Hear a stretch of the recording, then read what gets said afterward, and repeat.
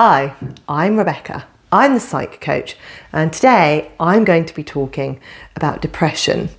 High functioning depression, the kind of depression that perhaps goes unnoticed, not just by people around you, but by yourself.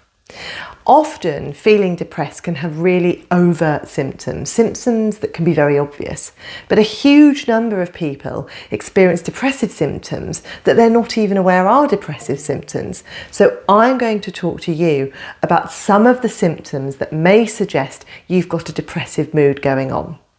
What I would say is not everything I'm talking about is going to lend itself to saying you are definitely depressed. But I'll talk about some of those more covert warning signs, and I will talk also about what you can do to try and manage your mood to improve it. Thing to look out for, number one, is not enjoying things as much as normal. That may sound a bit obvious, but sometimes that can actually be quite a hidden symptom where you just sort of put it down to being tired or just having a bit of an off day. But if you consistently notice yourself not enjoying things like you used to and not looking forward to things in the way you used to, that could be a clue that something isn't particularly well with you. We're meant to look forward to things. We're meant to get enthusiastic about things. And of course, we all have different emotional ranges. So some people can experience huge levels of enthusiasm, whereas some people may just experience smaller levels of enthusiasm. But whatever your emotional range is, if you notice a decrease in your enthusiasm about events and a lack of enjoyment when you're doing things that you would have historically enjoyed, pay attention to that. Warning sign number two is sleep disturbance. A symptom of a low mood can be sleeping too much, it can be sleeping too little, or it can be more disturbed sleep, like having difficulty falling asleep or waking up in the night or having really, really early wakings. If there's been a marked shift in your sleeping pattern, of course there can be environmental factors, or maybe you're going through a period of stress that can lend itself to disturbed sleep. But if you're noticing that it's been going on for weeks, potentially months, maybe you're engaging in very anxious or depressive thoughts, or maybe you're noticing that you've got a desire to end the day short by going to bed early, or maybe you've got a desire to stay in bed when actually you do need to get up, that can be a warning sign of a depressive episode, of course, when it is coupled with other things. Number three of things to be looking out for is a desire to make the environment you're in conducive to how you feel. Making the environment conducive to how you feel is perhaps not looking after your living environment as well as you used to. Maybe you're feeling quite low, so you're not opening the curtains as much. Maybe you're not tidying up things around you because you can't be bothered, because you feel sort of messy in your head, so you don't really care if things are messy around you. Maybe you were historically quite neat and tidy.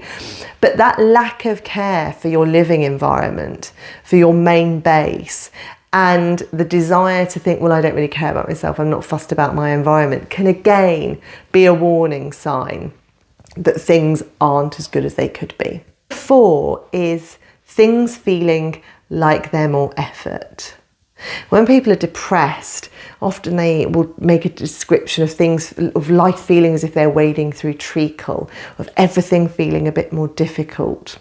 And if there are normal tasks that you've typically got on with that you've perhaps not enjoyed, but you've actually found yourself finding them a huge effort and you're having to G yourself up for getting on with those tasks, then that too can lend itself to a depressive mood. Perhaps you, I don't know, used to go and do the food shopping and that was something you didn't necessarily enjoy but you got on with. But now you're noticing yourself procrastinating about it, you're putting it off, you're avoiding it, you're doing more food orders. You know, if that's not down to an obvious environmental change, like maybe you're working longer hours or you haven't been as physically well as you had been previously, fine, maybe it's because of that. But if there is that consistent pattern of you finding things just a lot more effort, it is worth you thinking about what's going on here. Why does it feel so much effort? And of course it is important, even if you feel like it's an effort, to still do things. But I will come on to what you can do about these things slightly later. And thing to look out for, number 5, is more tearfulness. I don't necessarily mean really crying, and some people just simply aren't crying. Some people cry more, some people cry less. That's perfectly fine. But if you're noticing yourself feeling a bit more tearful than normal, if you're noticing yourself just feeling sadder, more low than you would have normally, then that of course is saying something. Having off days, having a couple of off days, sure, we all have them. But if that's been going on for a while and it is coupled with other symptoms, even if you're still conducting your day-to-day life relatively normally, it might be that your mood isn't particularly great, and there are things you can do about it.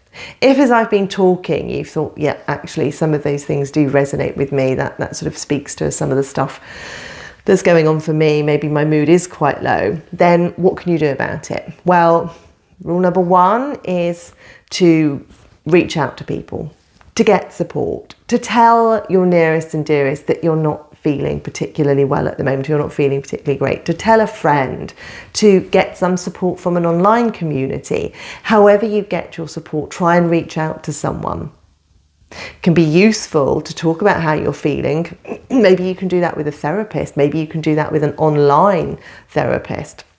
But doing something to talk about how you're feeling and having a very action-focused approach of this is what I'm going to do to try and improve can be really helped when someone else knows how you feel and when they're able to check in with you.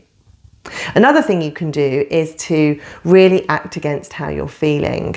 Of course, if you feel really bad, it may be that when you get in from work or when you get in from college or school, whatever it is, that you don't actually want to go back outside, that you're done for the day, that's it. But what you need to do is force yourself to go out, force yourself to see people, not in an overwhelming way, but you've got to push yourself. If you don't want to go to the shops to do the food shopping and you want to do an online order, do that. Listen to what you need to do. Don't just give in to the avoidance of that. If rather you really don't feel like seeing people, leaving the house, posting a letter, doing your shopping, do force yourself to do those things, because pushing yourself is going to be really important. If it comes to a weekend and actually you don't want to get out of bed, you need to force yourself to get out of bed, to think, okay, by past whatever, I'm going to be up, I'm going to have brushed my teeth and I'm going to have had a shower. Looking after yourself physically is really important, because of course if you're not feeling great, chances are you probably don't want to look after yourself, especially when you're not around other people, but you do need to. So be careful about what you're putting into your body, be careful about how much or rather how little exercise you're doing, and try and challenge yourself a bit there. And try and do things that feel meaningful to you. Maybe it's looking after yourself a bit, cooking for yourself, indulging in a film that you like watching, reading a book. Be kind to yourself. Think about the ways you'd tell someone else to look after themselves and try and do that for yourself. There is no doubt that when it comes to treating a low mood, behavioural activation, which is simply doing things, is the most important step in starting the behavioural process of getting better.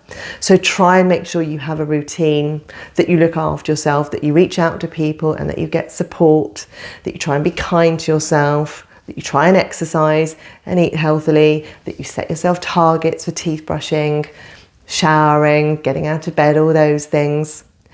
And if you can do that alongside some emotional support, you'll do yourself a huge favour for trying to boost your mood.